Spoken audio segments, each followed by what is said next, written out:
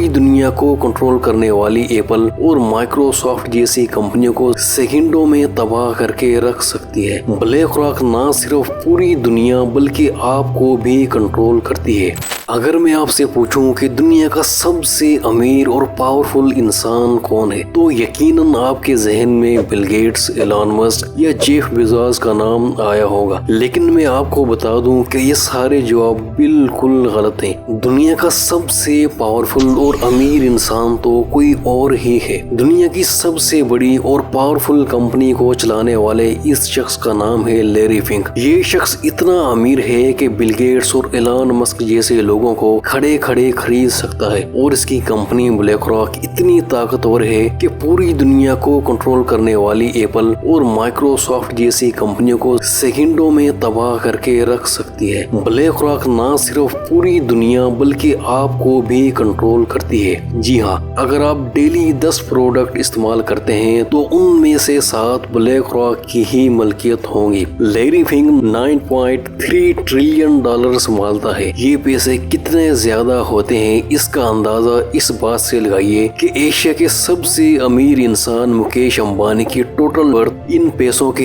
1% भी नहीं बनती। अब आपको अंदाजा हो गया होगा कि ये शख्स कितना ज्यादा पैसा और ब्लैक रॉक कितनी ज्यादा पावर रखती है। लेकिन अब सबसे बड़ा सवाल तो ये है कि लैरी फिंक कौन है और इसके पास इतना ज्यादा पैसा आखिर आया कहां से, और इसकी कंपनी ब्लैक रॉक दुनिया की सबसे ताकतवर कंपनी कैसे बनी। ये सब इस वीडियो में जानेंगे, लेकिन आगे बढ़ने से पहले चैनल को सब्सक्राइब जरूर कर लें। लैरी फिंक ने पॉलिटिकल साइंस में पढ़ाई करने के बाद स्टॉक मार्केट को समझना शुरू किया। जब वो 23 साल के थे तो बोस्टन नामी एक कंपनी में नौकरी कर ली। 31 साल की उम्र तक पहुँचते पहुँचते वो इस कंपनी के एमडी की सीट पर बैठ चुके थे। इस अरसे में उन्होंने कंपनी को $1 बिलियन का मुनाफा कमा कर दिया। इस कामयाबी ने लैरी फिंक को ओवर कॉन्फिडेंट कर दिया और लैरी फिंक ने कुछ ज्यादा ही रिस्क ले लिया, जिसका नतीजा ये निकला कि सिर्फ 3 महीने में बोस्टन कंपनी को 800 करोड़ का नुकसान उठाना पड़ा, जिसकी वजह से कंपनी ने लैरी फिंक को फारिग कर दिया। लैरी फिंक को इन्वेस्टिंग में कमाल की समझबूझ हासिल थी। अब उसके पास पैसे नहीं थे जिसे वो स्टॉक मार्केट में इन्वेस्ट कर सकते। 35 साल की उम्र में वो फंड की तलाश में थे जब इनकी मुलाकात स्टीव नामी एक शख्स से हुई। मिस्टर स्टीव की कंपनी का नाम ब्लैक स्टोन था और ब्लैक स्टोन ग्रुप ने लैरी फिंक को काम करने के लिए $5 मिलियन इस शर्त पर दिए कि मुनाफा में वो दोनों बराबर के हिस्सेदार होंगे। काम चल पड़ा, लेकिन आगे चलकर इन दोनों के दरमियान इख्तलाफ पैदा हो गया। मिस्टर स्टीव लैरी फिंक के काम करने के तरीकाकार से मुत्तफिक नहीं थे। यहाँ इन दोनों के रास्ते अलग हो गए। लैरी फिंक ने ब्लैक स्टोन से अलग होने के बाद एक नई कंपनी बनाई जिसका नाम ब्लैक रॉक रखा।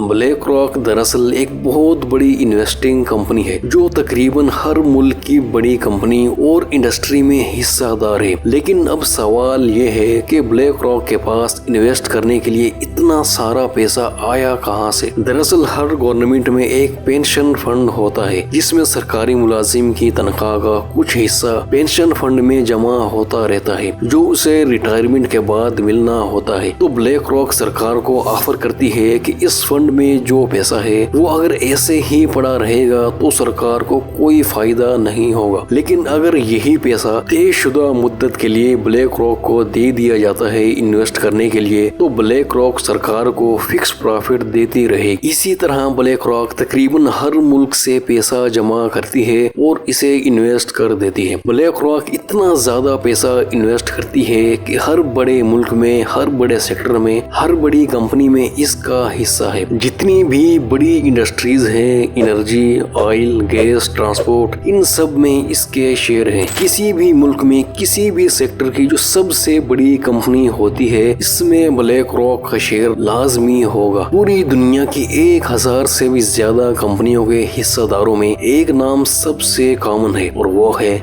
Black rock. तो अब सवाल ये सामने आता है कि इतना अमीर और पावरफुल होने के बावजूद लोग लैरी फिंक का नाम क्यों नहीं जानते? क्योंकि दोस्तों लैरी फिंक चाहता ही नहीं कि लोग उसे जाने। चैनल को सब्सक्राइब नहीं किया हुआ तो सब्सक्राइब जरूर कर लें। बहुत शुक्रिया।